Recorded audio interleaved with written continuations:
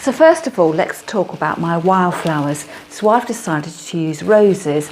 I've got 2 pinky roses and 5 white roses, and what I'm going to do is to take the guard petals off my roses, and that'll encourage them to open up. So these are the petals here that look a tiny bit discoloured, but they were there to protect the bud of the rose while it was growing, and you probably only need to take 2 of the petals off, perhaps 3, but then stop there, because if you take off too much, you're going to affect the stability of the rose. So I shall work my way through the roses doing that. Just a sort of pinch and a tear, just to take the discoloured petals off, which are protecting the bud. And these flowers have been conditioned.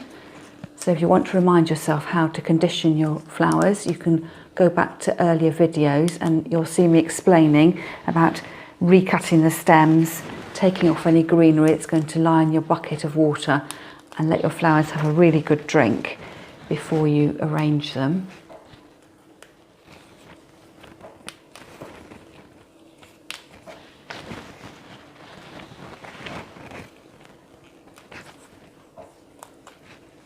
So those are the roses, all looking beautiful, so I'll set them down to one side.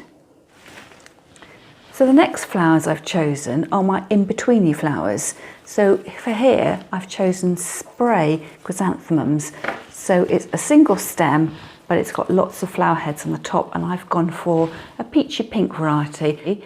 And I've chosen this because I like the colours on it, and also I thought it looked fairly modern, not too old-fashioned.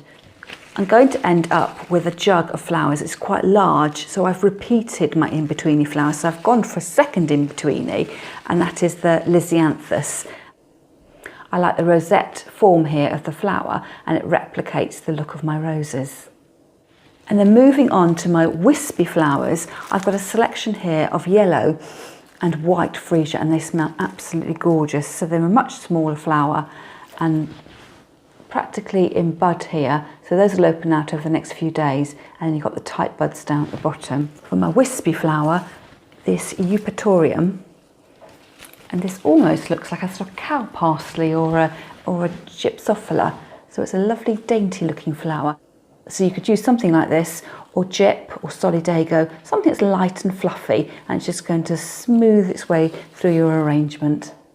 Now I'm filming this right at the beginning of May, and I've treated myself here to some parrot tulips. They're going to open out and be quite white in colour, but at the moment I just love the wrinkly texture in those. And then for a flush of colour, I've got some iris here that are just beginning to open out. And I've also got 3 alliums. I'm just thinking they'd be a great flower to put in, just for their lovely textural contrast.